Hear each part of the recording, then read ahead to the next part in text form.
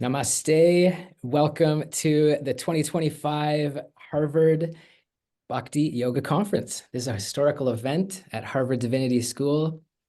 I'm Happy Jack, the founder of Happy Jack Yoga University and a student here at Harvard Divinity School. And that's the key word, student. Like many of you, I'm a student. We've got beautiful speakers, especially this first speaker today.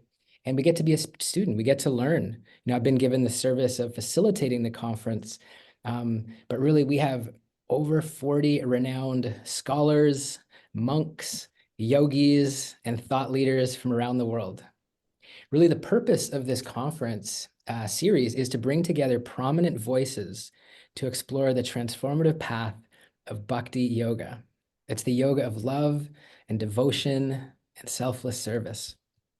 This conference is your opportunity to immerse yourself in the wisdom of sincere practitioners as they address the questions and the challenges faced by us all.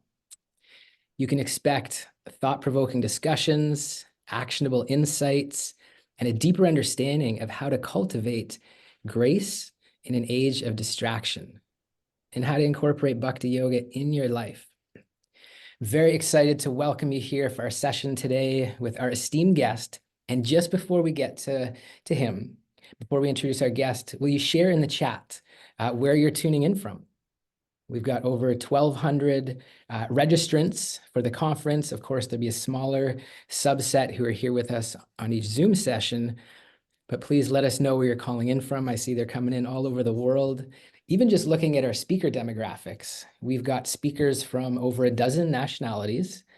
About a quarter of them are monks. About a quarter of them are scholars. About a quarter of them are women. And about a quarter of them are natives of India. And some of them fit many of those categories. And as we get going, if you have any questions, anything on your heart, please share it in the comments and let us know. We'll have a Q&A session at the end here. But we're very honored. I'm going to spotlight just so we can introduce our esteemed guest speaker today, His Holiness Sacinandana Swami. In the Bhakti tradition, Sacinandana Swami is known for his profound contributions to the practice of meditation and kirtan.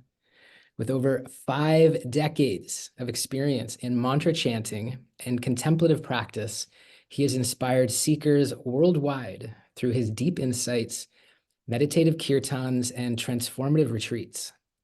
Drawing from the timeless wisdom of Bhakti, he offers a bridge between ancient tradition and the spiritual needs of the modern soul. His teachings invite an immersive experience of sacred sound, inner stillness, and divine connection, awakening a deeper sense of presence and devotion. He is the founder of the Living Name Retreats, where he offers practical methods for deepening one's connection to the divine through chanting. And our title of our session today is Mantra and Meditation, the Journey to Stillness and Divine Connection. If you are ready to get started with our speaker, please throw your arms in the air and loudly chant, Haribol. Welcome, Sacinandana Swami. It's so nice to address all of you here from Sacred India, where we just had a Living Name retreat. I remember only yesterday night we sat all under a starlit night before a beautiful kunda, a little lake. And we were chanting our hearts out. From time to time, the monkeys made sounds in the background. They were also chanting. And I saw many tortoises coming out of the water. But the greatest, let us say, spiritual event for everyone was when they were able to leave the mind with its constant thought traffic and enter an area of stillness where the loud chatter of the mind stopped, and then even go further into the stillness where they found the origin of the stillness. I can only describe the mantra meditation experiences which we did with something I call above the clouds. Now, this is not an advertisement for an airline. It's a series. It's a concept which I would like to share with you. When you start your flight, you are under the clouds. You see the rain, perhaps you experience storms and so on. But as you go higher with your airplane, you come into the clouds and into an area of stillness. And if you continue to fly, you pierce through the cloud carpet into an area where you meet the sun and the sun rays. And it's usually a very peaceful experience. So in in meditation, many people know that meditation relaxes our mind. It helps us to withdraw from the outer noise, so to say. But what I would like to share with the world is a state of being that lies even beyond stillness. It is that state which is coming when we meet the Lord of all that is. It's almost like meeting the sun and bathing in the sun rays. It's a very beautiful experience to go through mantra meditation into this inner zone, so to say.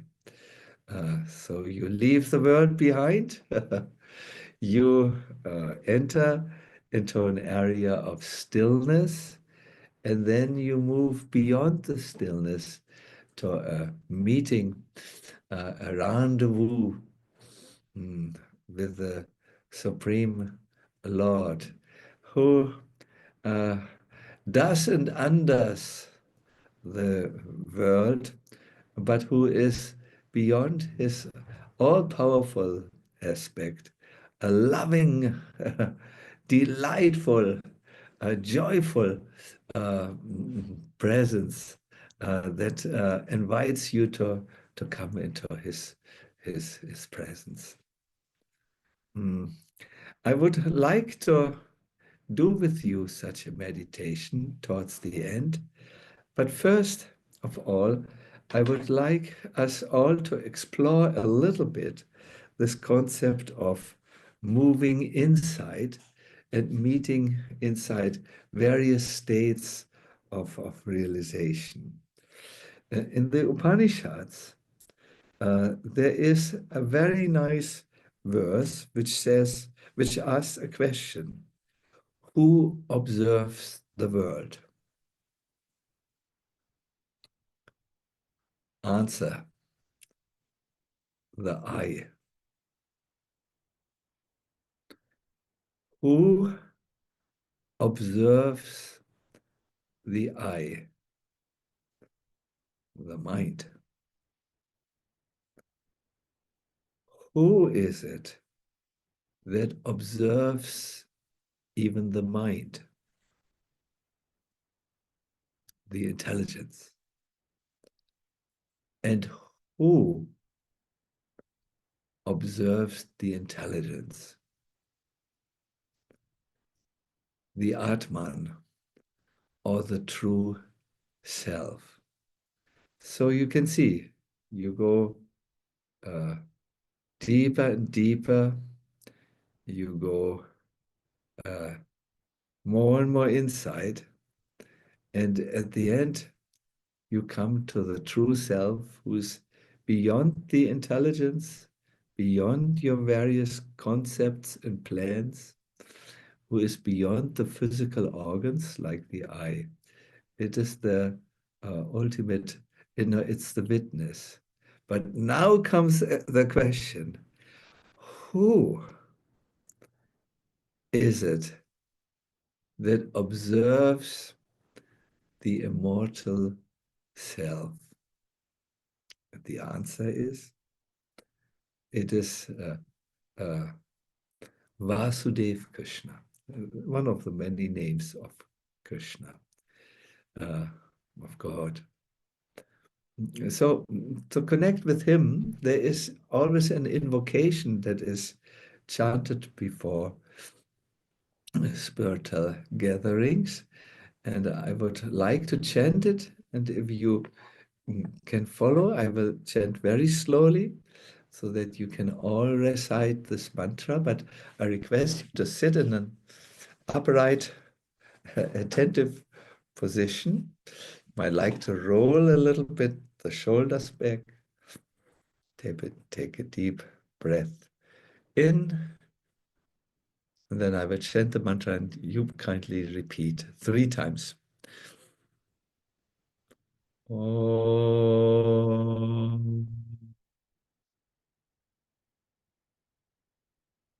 Namo Bhagavate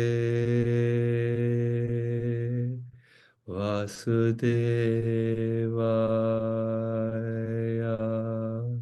All of us together, deep inhale. Om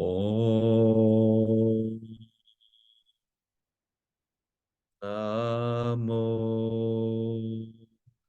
Bhagavate Vasudevaya.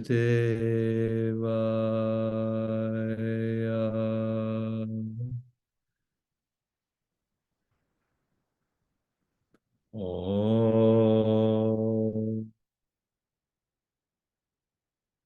Namo Bhagavate Vasudevaya.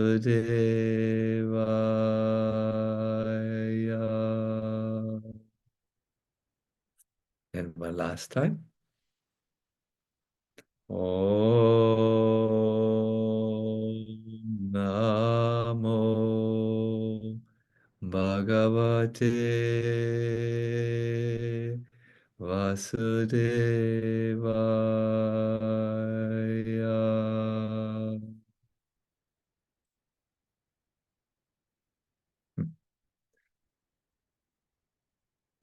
I like this mantra very much because of its universal appeal. It says, I offer my obeisances to the all-present Lord. This is not a particular Lord of the Hindus or this domination or that domination. All present, everywhere, all embracing. In every atom and in every heart. So that, Lord, obeisances are offered with this mantra. So again, as we chant this mantra, we pass through 3 stations. First, with the invocation Om, we calm and center our mind. We go into a realm of inner stillness. And then we journey forth and come to a living and totally enlivening connection with the Supreme All-Present Lord.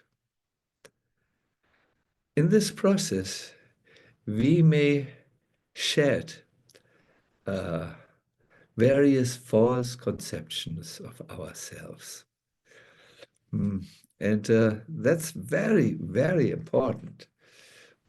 Someone who practices yoga, mantra meditation or any kind of spiritual process of inner transformation, and then comes home and kicks his dog because he was lying at the threshold of the house and disturbing or blocking the entrance, he may still be a little bit in the uh, false ego, in the ego fix. So you need to shed this.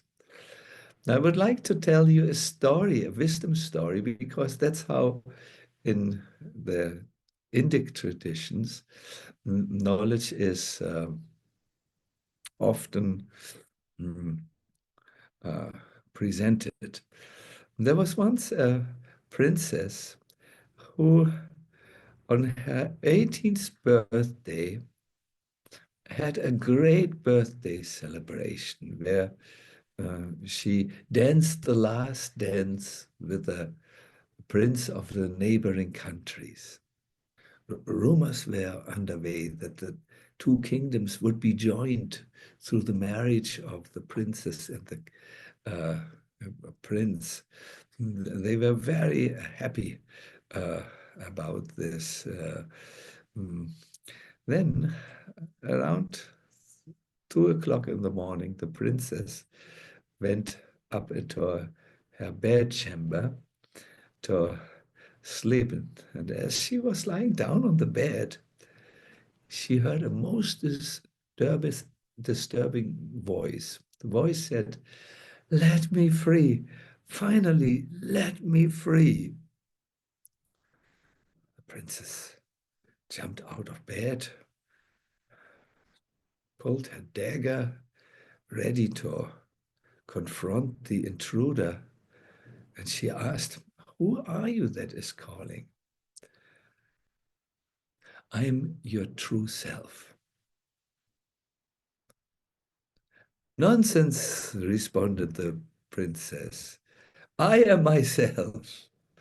But the voice came back and said, "No, what you think is yourself is only one of the many masks that you wear that cover the self."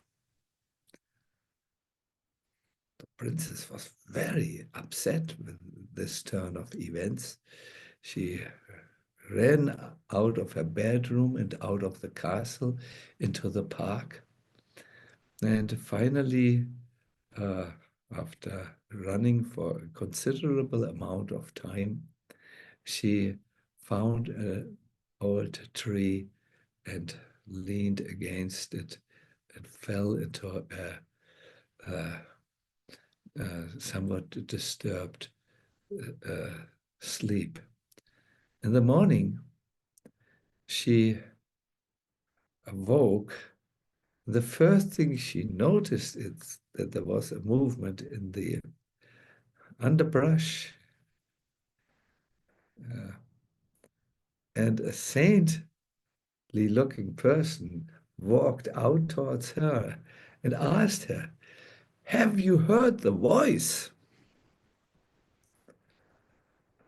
"First of all, who are you?"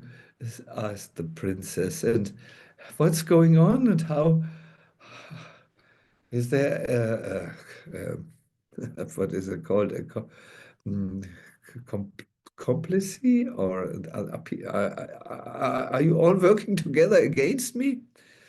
And the saint said, "I can see from your state of mind that you heard the voice. Come with me, we have work to do." And the saint brought her to a crystal clear lake and said, "My dear princess, look into the lake and tell me what you see." So the princess climbed on a stone, or sat down on a stone, looked down. She expected to see her beautiful face, but as she looked inside, she saw a face that was so full of vanity and arrogance that she said, "No, I don't want to be that." Saint smiled and he grabbed into the water like this, took the face out, and blew it away. Look again. She looked again, and now she saw a very prideful face, herself in her arrogant and pride moments. And again, the saint asked, "Do you want to be that?" "No," she said. And again, he removed that face. My dear everyone, on that day, they removed 43 faces, 43 masks that were covering the self of the princess. And so it went for many days and a couple of months until the saint said, "Today is your most important day." Oh, said the princess, who by now felt very light and happy. She could also have founded a happy princess yoga studio. She was so happy and light. And she said, "Well, I don't see any difficulty. We have done a lot of work and a lot of false identifications have been shared. Don't be so sure. What you will see today," said the saint, "is something frightening. And you will only be able to dispel this illusion uh, or this, what you will see, if you find the answer to the question I will ask you. I will not ask you, do you want to be that? I will ask you, tell me, who are you? And what are you meant to do in your true identity? Princess was ready. She looked into the lake, and first she saw her beautiful, clear face with such a nice and light expression. But then the face distorted, and she saw a very ugly face with strong eyes that looked at her with a piercing glance. And out of these eyes came an endless number of new faces. What she saw is in Sanskrit terms known as ahankara, um, the false ego, or a more literal translation, ahang, I, kara, maker, the I maker, the identity producer, that is constantly at work as long as we are not in touch with our true self. Who are you?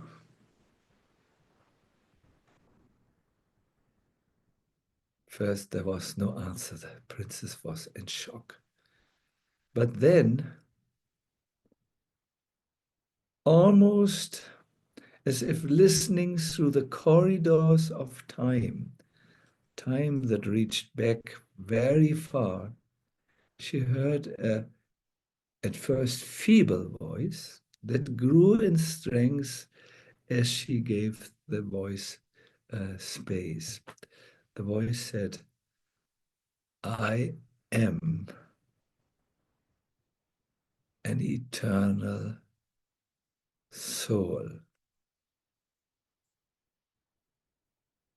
More specific, princess, who are you? "I'm," said the voice, "I am an eternal soul and a servant of God." And the moment she could say this identity and purpose to be a servant, a loving servant, something happened, my dear people. And I do not know exactly how to interpret what happened, but all of a sudden, her face was wet. Now, was it because the false ego, the false face, the eye maker burst open and it exploded, and the water was just coming into her face? Or perhaps it were her own tears, her tears of relief, her tears of divine inspiration, of being inspired divinely. This is an ancient story which makes a very simple point, that under all our masks, all the faces by which the world knows us and which we try to maintain to get uh, through the day, there is a very, very pure soul. Uh, and further, the soul doesn't stand alone without any backing. Uh, that soul is supported uh, by its origin and mm, its, how to say it, the one of which the soul is a part. So in Bhakti Yoga, we are trying to wake up from these false identifications, to put our identity kit with which we build our identity. I'm a German, I'm a Swami, I'm a mm, mystically inclined person, or also on these different parts which build our identity. They are in the identity kit which every one of us carries proudly around. Sometimes not proudly, tiredly. We are tired of it, but we have no other thing. So it means to take all this away, and to uh, awaken in one's original natural position. And the Bhakti tradition does this awakening to the one's true self through what is called Panchanga Bhakti, a fivefold Bhakti process that bring about a transformation of the heart. So, yes, uh, uh, the idea of bhakti is that the spark joins the fire. When the spark is happily dancing in the fire as part of the whole, it is energetic. When the self is full of, is in connection with the divine, its divine source, uh, it's full of eternity, sat, chit, that it means transcendental knowledge, and also something like ananda, bliss. These are the qualities of God: eternal being, uh, causeless knowledge. It is not acquired knowledge, in other words, it's inherent, and bliss. And yes, the Bhakti yogi says, when I'm connected, I'm alive. When I'm disconnected, I'm like the spark out of the fire. Put, put makes, and it becomes black charcoal. Charcoal. My dear everyone, I would now like to take you into an experience of this yourself. I personally believe that the mind is not the best instrument to understand spiritual knowledge. I hope this doesn't sound like a war cry to the academic institutions which host us today. But there are other means through which we can obtain knowledge, especially when it comes to knowledge of the true self. So meditation is one of the ways. You can do this meditation in several ways, either You do it with closed eyes and uh, with an almost yogic uh, way of disassociating you from thoughts, but you can also make it as an open eye meditation where you just lean back and relax and hear me talking you through the steps. But in any case, I would like you all to participate actively. Mm. Uh, Lean a little bit outside of your usual thought about yourself and lean into a transcendental practice, a spiritual practice, and see what emerges from the stillness that we will enter. Uh, Whispers from the lake of stillness. Let me just adjust this here. Then first, I request you to sit straight. It's all right to sit on the chair. It's absolutely good. Just make sure that your spine is in an erect way, not slumping back like this. Yes, I see some of you are getting ready. Others are sitting perhaps down on the ground. Also a good idea. And good. Please, in your mind, set an intention that I am now going on an inner journey to explore what is inside.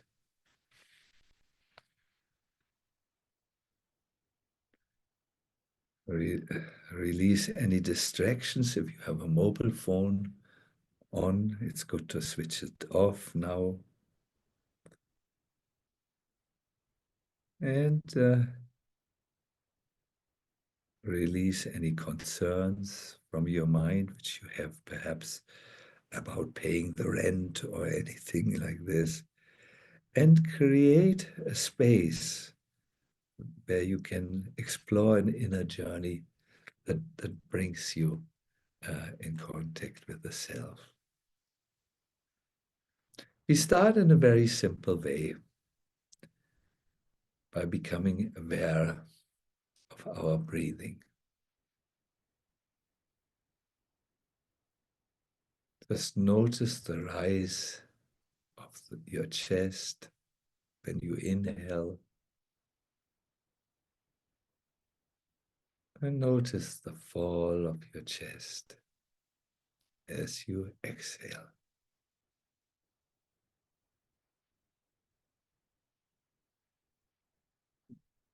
Bring your entire attention on your in and exhale.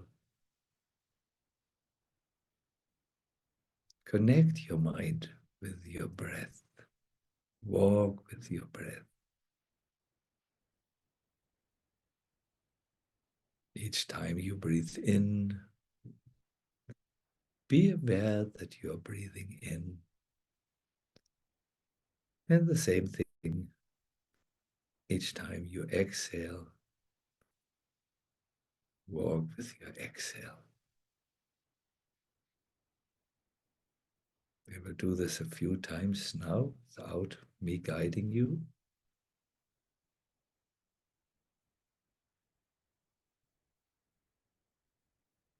If your mind should wander, bring it back to your breath. Your breath is your bridge that leads you inside.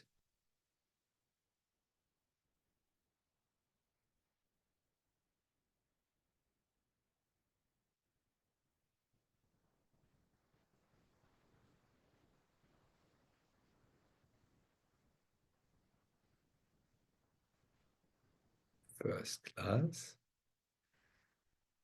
Now kindly relax your breathing. Return to a normal way of breathing. But notice how your mind has settled into a space of inner calm.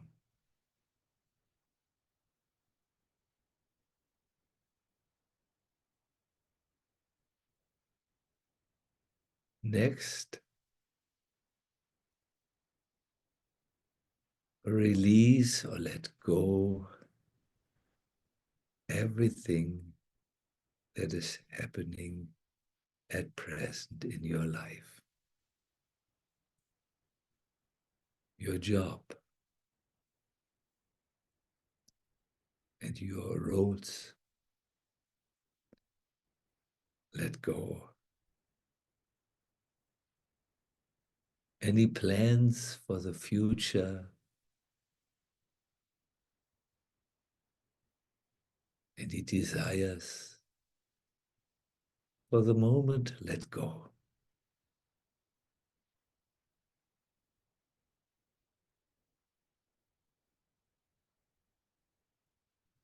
Your relationships, perhaps to people, partners, or your household animals, your pets, your relationships. For the moment, let go.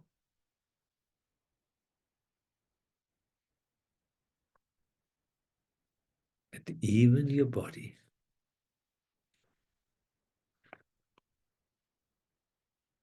Go.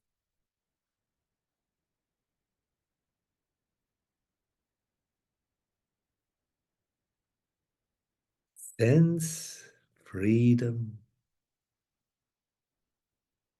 vastness, and peace rise within you.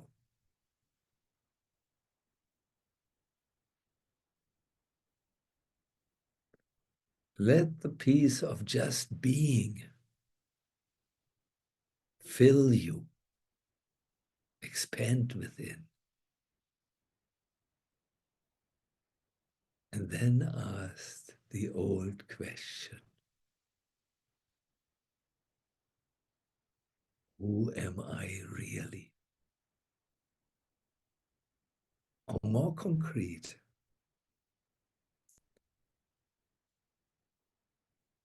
who am I when everything that is not me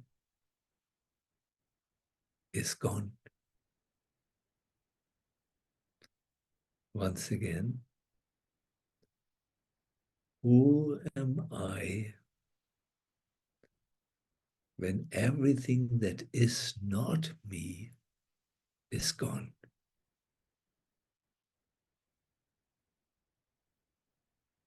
Who am I in my essence?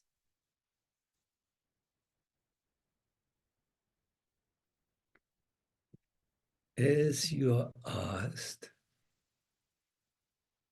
draw your attention deeper and more inward.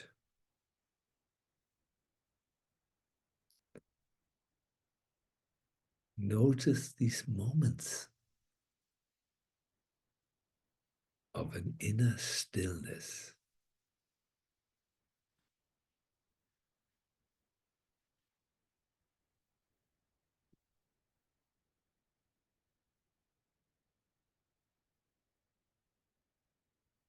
And in this stillness, we are placing a prayer to the one with 1,000 names. O Lord, you are merciful. You are kind. You are not turning away, but you are always turning your attention to those who seek it. There is no one on earth who has the power to deliver me. O merciful, kind Lord, it is your declaration that you will free everyone who turns their face in your direction. I have now given up everything and come into your holy presence. O Lord, I am your eternal servant, and you are my eternal maintainer and protector.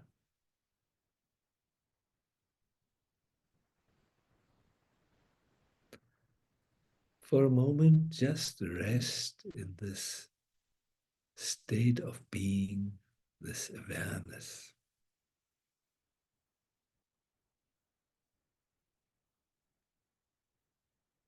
Remain present to it and just be.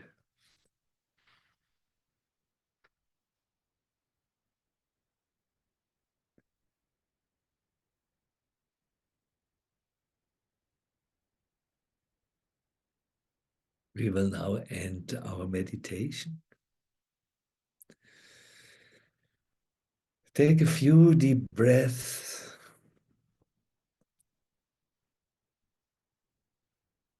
Move your hands, maybe like rubbing them together.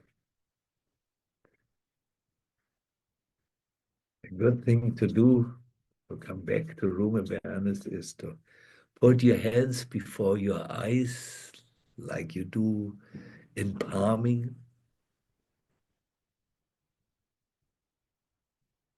And then bring your hands away from your eyes and look into the lines of your hands as if you're seeing them for the very first time in your life.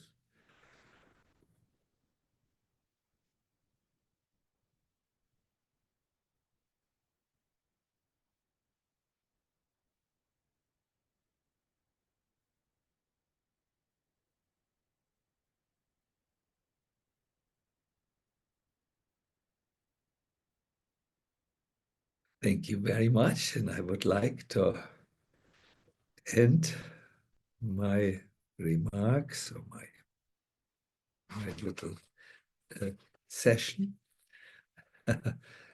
by telling you what happened a few days back when I drove with a good friend of mine. He's a local here from Vrindavan, India.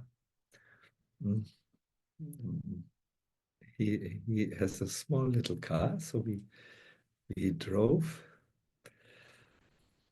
to a place where I had to deliver a lecture. And we were going through a few of these side lanes, very small, they call them gullies, very small lanes. And all of a sudden he had to hammer down his foot on the brake. The car came to a sliding halt because there were 3 or 4 little children playing with little bottles right on the street. And he laughed and said, "Bacha." Bacha means small children, typical. And then he became serious. He said, "Bacha's anxiety, nay. Little children have no anxiety because they know their father and mother is watching over them." And yes, when we looked, I think, to our left, there were these elders and they were looking over the children. And he said, "We here in Vrindavan also do not know any anxiety. Because just like these little children who play even on a dangerous road, I mean, dangerous. It was not a real heavy road, but anyways, roads are roads. The cars go there. Mm, mm. Even when they play on the road, they know that the eyes of the divine are upon them. And perhaps this is easy when we let go of our many roles, our many false identifications, of our identity kit with its complicated content, uh, and return to our pure essence, which is not yet entangled in these big narratives and stories that our egos make uh, uh, about ourselves. And this turning, as I said, is done through these bhakti processes. One is the chanting of mantras. Another is just having saintly association at satsang, that is exchange about wisdom and realizations which one has made.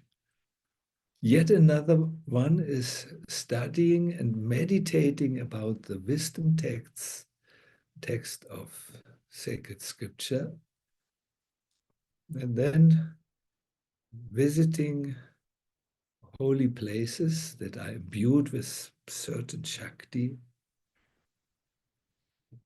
and worshipping through acts of worship the divine. So you may forget all this easily. It's a huge science, really, and we just had a Sanskrit scholar in the retreat who was speaking for 5 days from the Sanskrit text. He chanted in Sanskrit. But if I may leave you with a thought before I take any, well, I give back to Jack, and Jack will see how we continue with our time. Before I do this, I would like to offer you a very simple, perhaps essential process of the Bhakti tradition. That is mantra meditation. In mantra meditation, as we opened our session with this, you just bind your mind, connect your mind with this sacred sound vibration. I'm sorry, he's just a mosquito who has arrived and is looking for fresh German blood. So I just wipe it away. So in mantra meditation, we bind and connect our minds to the sacred mantra who becomes our guide to take us away from the many, many narratives and thought traffic, let me call it, and brings us first of all to the state of stillness. And from there, brings us into a divine connection. And only God knows what happens in that moment of divine connection. I thank you very much for patiently hearing. I hope it was inspiring for you. I do hope that some of the joy of this place in which I'm now since 2 weeks was seeping through the computer into your daily life. We feel very excited, very inspired, very calm here in the sacred place, and I wish the same for all of you. Thank you very much. Namaste. And over to you, Jack. Namaste. Thank you so much, Maharaj. Beautiful, beautiful session. And definitely, we could feel the presence that you're coming in from Govardhan. And just a personal reflection before we open it up to Q&A. So if you have a question, raise your virtual hand or put it in the chat. Something I really appreciated about that meditation, for me, it felt very healing. It felt I appreciated the stillness. And so for myself being newer to Bhakti Yoga, where I'm engaging in the ecstatic kirtan and chanting a lot of mantra, which is a beautiful practice. I feel if I'm always focusing on chanting and always that, it I just really appreciated the stillness of the space that you just created. And for at least for me, that was a great reminder that that's an also important part of the practice. And I've heard, you can correct me if I'm wrong, but somebody said that you spend about 1 month per year in the fall, and you go on complete retreat into, I don't know if it's complete solitude, but you spend a month just in contemplation and practice. And of course, the majority of us perhaps can't take a whole month to do that, but just those few moments for me, it was exactly what I needed today. So thank you so much for that, Maharaj. Yes, it's a fact. I do this since perhaps 30 years now. Every year I take a month all out. I have written a poem about it.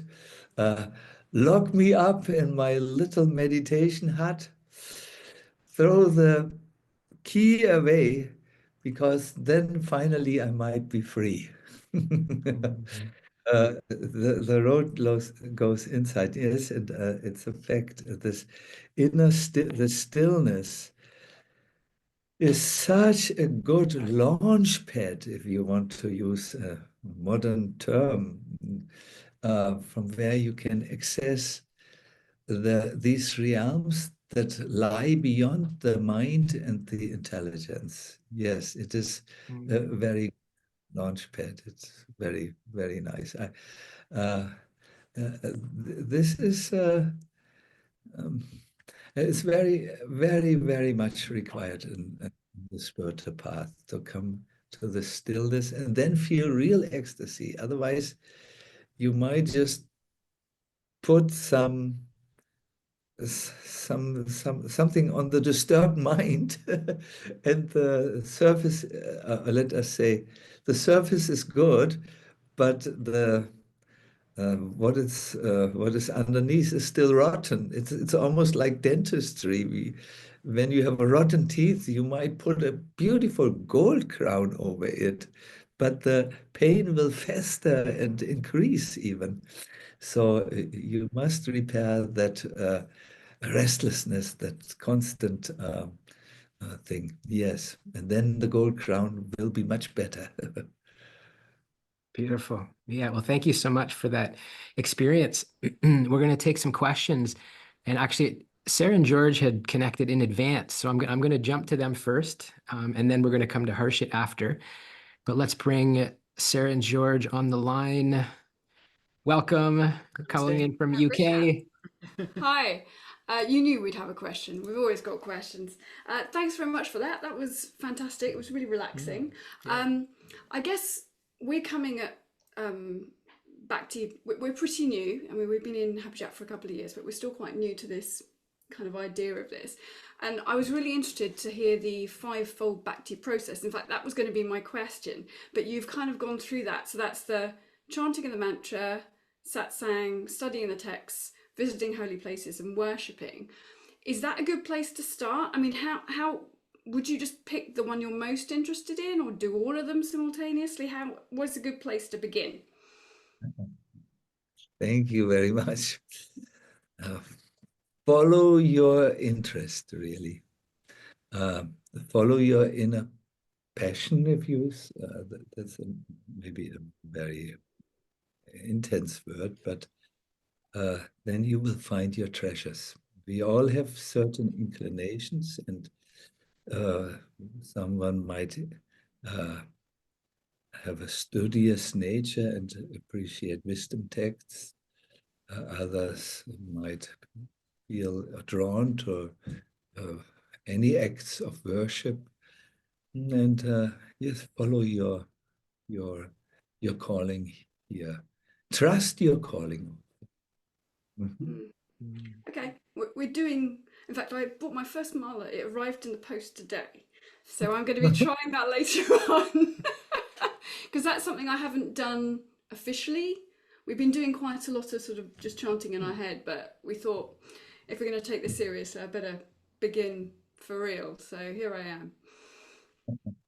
It's beautiful. Congratulations. That's a beautiful idea. Yes, you will see a path before you. And there's only keep this one rule, please. Make the mantras, sound the mantra, pronounce the mantra, and then remain absolutely present. It's like entering a train, step into it, and the train will take you where you're supposed to go. But if you jump out of the window or your attention wanders, you won't reach the destination. The most important is stay with the mantra. Let the mantra guide you. Okay, thank you. Thank you. Hare Krishna. That's beautiful. Okay, yeah, thank you so much for your response, Maharaj. And just to acknowledge you, Sarah and George, they've been a part of our community for a few years now.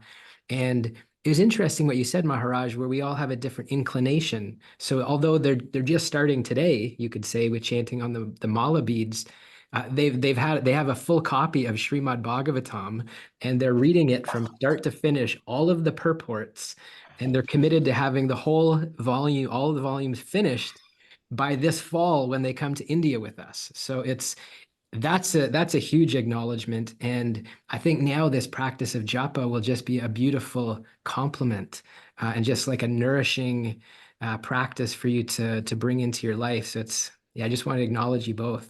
Thank you. Thank you. We're doing our best. Amazing. Well, let's send some love, high vibes to UK, Sarah and George. Thank you for a beautiful question. And let's see, we might sneak in one more here. We're doing our best to be in integrity on time, especially with Maharaj's time. But I know Harshit, welcome, my friend. Where are you calling in from?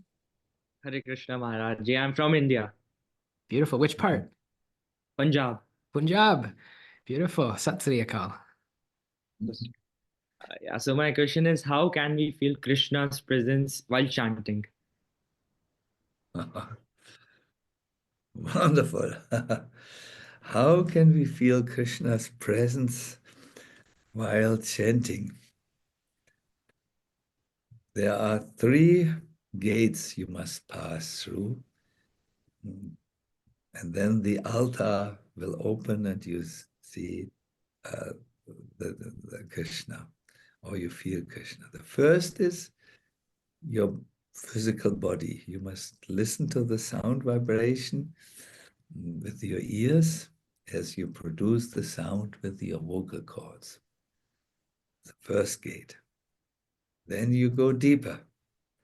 You focus your mind on the mantra and learn to be absolutely present in the present moment. No planning. Later I will cook my roti and chapati. No, you are now present in the present moment. And the third is you go into your heart where you chant with a devotional attitude to enter a divine relationship, Harshit. And then the door of the altar will open, like you see in Indian temples.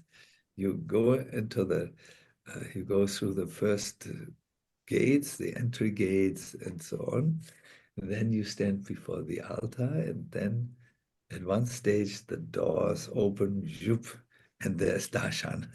The same holds true in mantra chanting. You focus you are pronouncing the mantra with your vocal cords and so on, and here with your ear.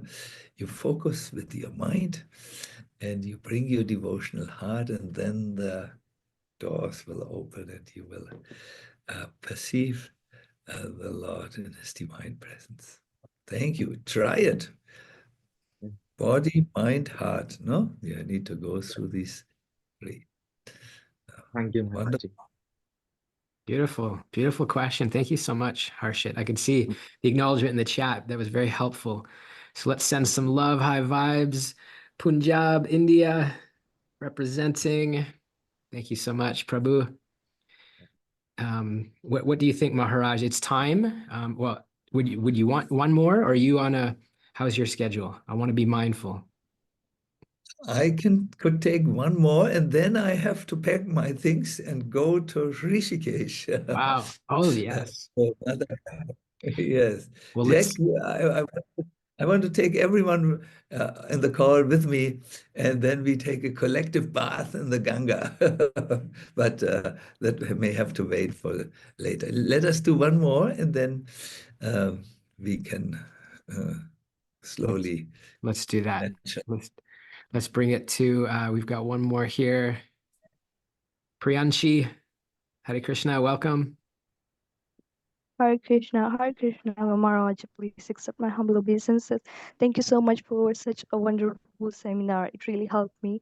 Maharaj, I'm hearing you from some time, and as you shared that such meditation before chanting, and it really helped me. So my question is, when I hear from you, I can improve my chanting, but when I don't hear, when I try to chant on my own, like just hearing and speaking the mantra, I tends to get distracted. So how can I deal with such distractions in the japa? And sorry, but I'm having another question too. That is, as you said that Maybe about we the say faces. Yeah. Well, just the maybe one's good. Yeah. one, yes. Okay, thank you. Yeah.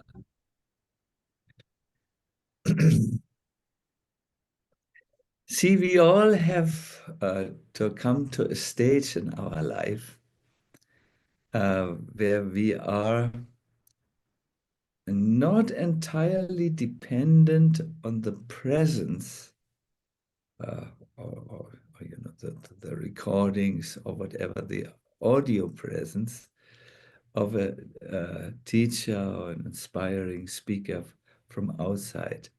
We have to awaken our own, let us say, determination, our own, I don't want to say the master inside, because, yeah, you could say it like this, but it's a little vague what that could mean. We have to awaken and understand spiritual life is my absolute responsibility. I can't shift it on anyone else. Everything else in this world can be done by someone else. There's only one single thing that lies entirely in your hands only. And that is your own spiritual upliftment. And you have to awaken this, or wake up to this responsibility. I would like to end my comments and then give over to Jack for the concluding words. The best way of living is to bring our life in harmony with the best part of ourselves. Then we have the greatest and brightest future.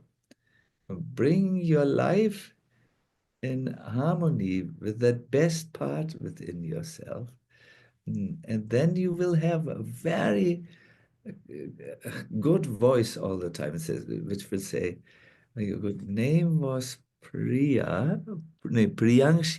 Priyanshi. Then you have a very good part. This good part, this spiritual part, this part of a searcher will constantly guide you and say, Priyangshu or Priyanshi, now don't eat so much halava, better chant the Maha Mantra, and you know, like this. I'm trying to give an Indian example. Good. I thank you very much. Somewhere else in the internet world, we will meet again, or in real life, and then we can take your second question. Beautiful. Over to you, Jack. But I feel very inspired here. Wow, Beautiful. so many thoughts come from you. Thank you so much. Beautiful response. And something that you said, Maharaj, that was that bhakti is when the spark joins the fire. And I love that analogy. I feel like that's what this conference can be. That's really our intention. We have these individual sparks engaging in our responsibilities in our lives, and this is our opportunity to tap into sadhu sangha, into community. And such a beautiful way to kick off this conference. We have, over 40 speakers, and what an honor to kick off with yourselves and really get connected, at least for me, to my heart, and grounded and still. And thank you so much for your time. And we look forward to crossing paths very soon. Thank you very much. And I wish only all the best for all of you. I've heard about the impressive list of speakers and recommend you to join this inspiring conference where you can learn, yes, to fly above the clouds, All the best. Amazing. Thank you so much. I'm just putting in the chat some links. If you'd like to stay connected with Sacinandana Swami, his website, his Instagram, his book, and we'll have that all in the notes underneath the recording as well for those that catch the recording. Thank you all for being here. All the beautiful souls from around the world, dozens of countries I saw in the chat. But all our love to you, Maharaj, in Govardhan, and safe and happy travels to Rishikesh. And everybody else out there, my friends, make it an amazing rest of the day. And we will see you very soon. Namaste. Hare Krishna. Namaste. Hare Krishna. Hare Krishna. Well, thank you, Maharaj. Hare Hare Krishna. Krishna. Hare Krishna, everyone. Namaste. Hare Krishna.